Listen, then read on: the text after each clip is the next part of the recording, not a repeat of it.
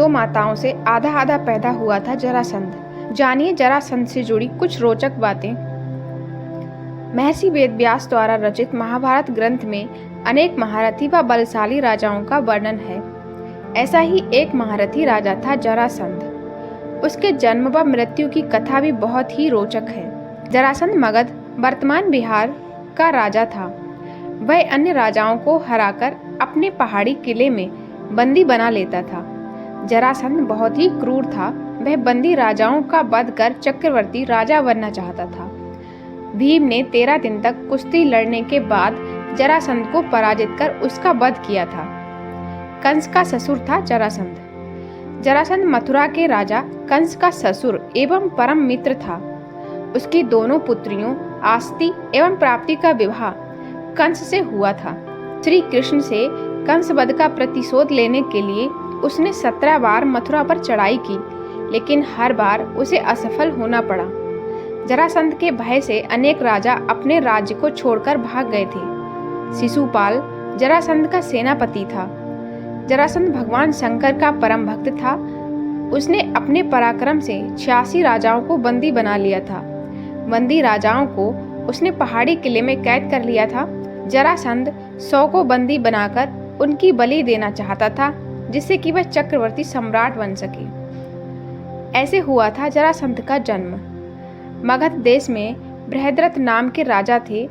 उनकी 2 पत्नियां थीं, लेकिन उन्हें कोई संतान नहीं थी। एक दिन संतान की चाह में राजा बृहद्रथ महात्मा चंड कौशिक के पास गए और सेवा कर उन्हें संतुष्ट किया। प्रसन्न होकर महात्मा चंड कौशिक ने उन्हें एक फल दिया और कहा कि ये अपनी पत्नी को खिला देना, इससे तुम्हें संतान की प्राप्ति होगी। राजा बृहद्रथ की 2 पत्नियां थीं। राजा ने वह फल काटकर अपनी दोनों पत्नियों को खिला दिया। समय आने पर दोनों रानियों के गर्भ से शिशु के शरीर का एक एक टुकड़ा पैदा हुआ।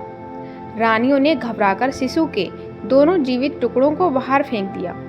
उसी समय वहां से एक राक्षसी गुजरी। उसका नाम जरा था। जब उसने जीवित शिशु के 2 टुकड़ों को देखा तो अपनी माया से उन दोनों टुकड़ों को जोड़ दिया और वह शिशु एक हो गया। एक शरीर होते ही वह शिशु जोर जोर से रोने लगा।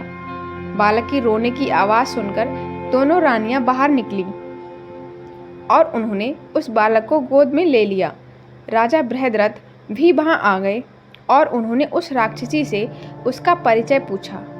राक्षसी ने राजा को सारी बात सच सच बता दी।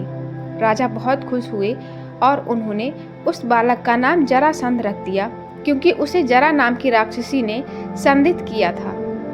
भीम ने ऐसे किया था जरासंध का वध। जरासंध का वध करने के लिए भगवान श्री कृष्ण ने योजना बनाई। योजना के अनुसार श्री कृष्ण, भीम व अर्जुन ब्राह्मण का वेश बनाकर जरासंध के पास गए और उसे कुश्ती के लिए ललकारा। जरासंध समझ गया कि ये ब्राह्मण नहीं है। जरासंध के कहने पर श्री कृष्ण ने अपना वास्तविक परिचय दिया। जरासंध ने भीम से कुश्ती लड़ने का निश्चय किया। राजा जरासंध और भीम का युद्ध कार्तिक कृष्ण प्रतिपदा से 13 दिन तक लगातार चलता रहा।